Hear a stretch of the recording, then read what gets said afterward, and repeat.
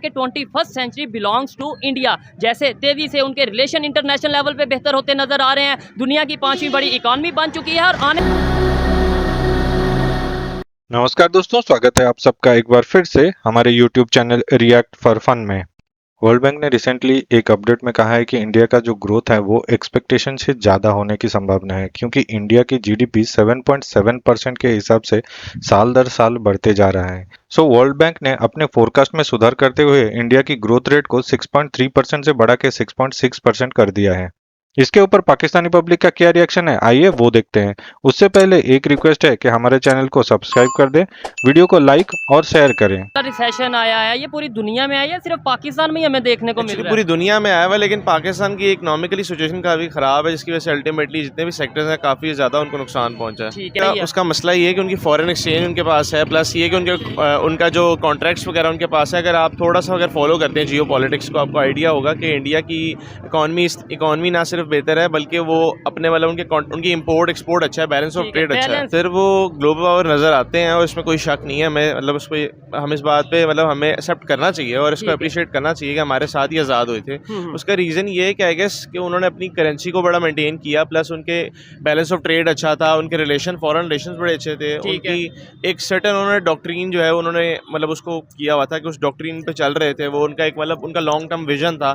हमारे पास कोई long term plan नहीं है ना, हम शॉर्ट टर्म चल रहे होते हैं कि चीज़ों को हल करें या फिर बिल्कुल हल नहीं होती, या लोन्स ले लेते हैं। अभी लोन्स ले रहे हैं, शॉर्ट टर्म एक प्लान है कि चलो मुल्क का थोड़ा सा मसला हल होगा फाइनेंशियली, पर अल्टीमेटली हम डेट ट्रैप में फंस गए ना। अच्छा बात नहीं है। उन्होंने प्राइवेटाइज किया ना इकॉनमी को। उनके जो मनमोहन सिंह आए थे, अगर आपने थोड़ा आपको आइडिया होगा कि उन्होंने इकॉनमी को प्राइवेटाइज किया और उन्होंने मतलब बाहर से मतलब इन्वेस्टमेंट्स आई, फॉरेन इन्वेस्टमेंट्स आए। हमारे यहाँ पे मसला ये है कि सर यहाँ पे जो है वो जो पॉलिटिक्स है हमारी वो इतनी बुरी है, इतनी सिचुएशन ख़राब है कि एक्चुअली हमारे लीडर्स यहाँ पे हमें पता है कि स्टेबल नहीं है, स्टेबिलिटी नहीं है ना। स्टेबल अगर हमारी होगी गवर्नमेंट तो उसका रीज़न ये होगा कि बाहर से ट्रस्ट बिल्टअप होगा। ट्रस्ट बिल्टअप होगा तो आपका फॉरेन जो है वो इन्वेस्टर्स भी आएंगे। और अगर आप फॉलो करते हैं थोड़ा सा, एक मूडी इंटरनेशनल है जी ऑर्गेनाइजेशन, उनका काम बेसिकली ये वो बताते हैं कि कंट्री की रेटिंग क्या है, कि आपको यहाँ इन्वेस्ट करना चाहिए कि नहीं। और पाकिस्तान की अल्टीमेटली रेटिंग कई सालों से नीचे गिरती जा रही है। कहते हैं कि जब भी कोई कंट्री ग्रो करती है ना, उसके जितने मुख्तलिफ शोबे होते हैं ना वो कलेक्टिवली चलते हैं, साथ ग्रो होती है। अगर आईटी अगर ग्रो कर रहा है ना तो उनकी आप देखें फॉरेन पॉलिसी भी है कि जब फॉरेन पॉलिसी अच्छी होगी कंट्री की इमेज अच्छी होगी, कंट्री की इमेज अच्छी होगी तो वो इन्वेस्टर्स लेकर आएगी बाहर से। अब यहाँ पे आपने देखा होगा कि अभी यूएस का वहाँ पे व्हाइट हाउस का जो हुआ है, ठीक है, वहाँ पे सारे बिलियंस इकट्ठे हुए थे जो इंडिया के प्राइम मिनिस्टर ने विजिट किया, डिनर किया उनके साथ। जी बिल्कुल। और वो उसका रीज़न सिर्फ आईटी तो नहीं है, उसका मतलब है कि मुल्क जो है वो तमाम डिपार्टमेंट्स में चल रहा है। हाँ, ये हो सकता है कई डिपार्टमेंट्स ऊपर हैं कई नीचे हैं, पर वो कलेक्टिवली मिलकर ही चल रहे हैं सारे।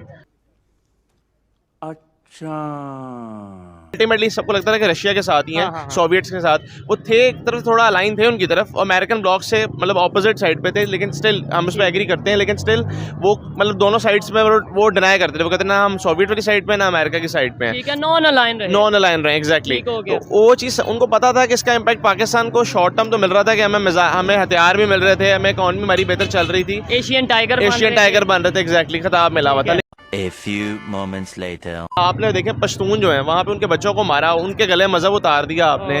और आज देखें वो फिर क्यों ना अपनी एक सेपरेट होमलैंड की बात करें, और क्यों ना सिंध में सेपरेट होमलैंड की बात बलोचिस्तान में हो रही है, केपी के में हो रही है, तो क्या रीजन क्यों? उसका रीज़न ये कि आपने रेडिकलिज्म इतना ज़्यादा है ओवरऑल, और रेडिकलिज्म वैसे भी ज़्यादा है। और इसका आई गेस रीज़न ये है कि बैकग्राउंड जो है, अगर आप पाकिस्तान की उठा के देखें तो उसमें हिस्ट्री उठा के थोड़ी सी देखें तो उसमें ये है कि पाकिस्तान का रोल अमेरिका के साथ जब भी रहा है तो अमेरिका ने अपना कोई मफाद के लिए काम किया, पाकिस्तान को हमेशा किया है। इंडिया की सॉरी पॉपुलेशन भी अच्छी है और वहाँ पे जो है वो मोस्टली यंगस्टर्स हैं और राइजिंग इकॉनमी है। प्लस ये है कि उनको पता है कि एतमाद है उन पर कि ये लोग जो हैं कि यहाँ पे उनका वहाँ पे ये नहीं है कि हमें पता है हम डेट ट्रैप में फंसे हुए हैं, ना हमारा बैलेंस ऑफ ट्रेड अच्छा है, ना कोई फॉरेन रिलेशन अच्छे इतने खास, तो हमारा फ्यूचर नज़र नहीं आता हमें अनफॉर्चुनेटली। तो उसका रीज़न ये है कि इंडिया के साथ फ्यूचर इसलिए लाइन है कि कंट्री बड़ी है, मुल्क बड़ा है, और उनकी इम्पोर्ट एक्सपोर्ट बाकी जितने मतलब शोबे हैं वो ग्रो कर रहे हैं आहिस्ता आहिस्ता।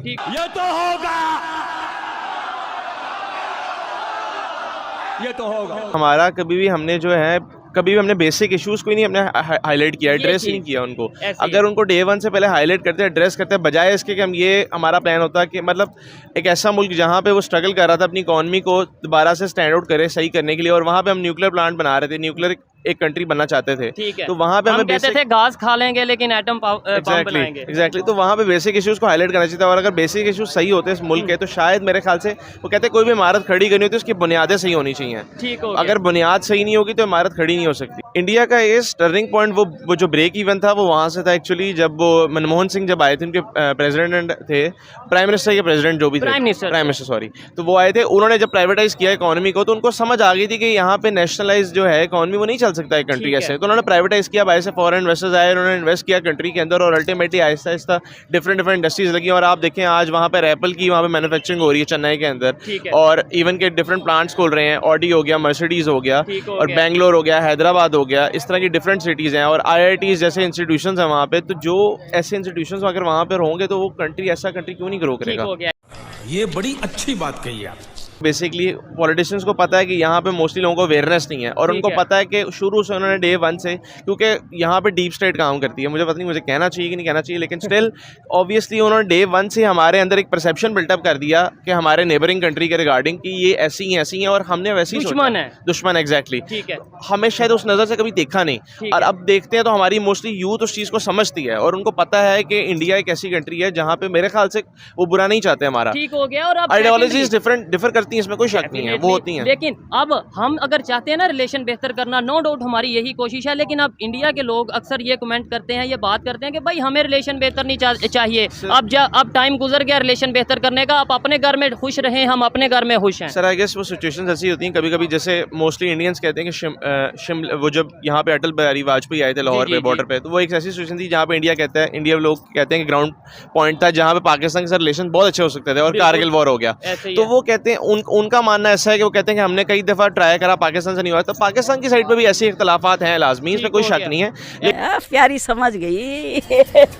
अब उनको नजर आ रहा है कि उनकी इकोनॉमी भी स्टेबल होती जा रही है, एक हो जाएगी एक सर्टेन मुकाम पे, अगर वो इस तरह मेहनत करते रहेंगे। तो ये कह रहे हैं कि आने वाले टाइम में 2-3 साल में शायद वो दुनिया की तीसरी बड़ी इकोनॉमी बन जाएंगे, और प्लस ये है कि वो अपने कंट्री उनकी बेहतर सिचुएशन में नजर आ रही कंपैरेटिवली पाकिस्तान की निस्बत, तो आई गेस अब उनको वो है कि उनको पता है कि अल्टीमेटली हम बीइंग अ पाकिस्तानी हम चाहते हैं कि हमारा इंडिया से एक्सचेंज इसलिए हो कि हम बॉर्डर ट्रेड करें, सब कुछ करेंगे, बिकॉज वो बड़ी राइजिंग इकॉनमी है, उससे पाकिस्तान का क्यों नहीं फ़ायदा होगा।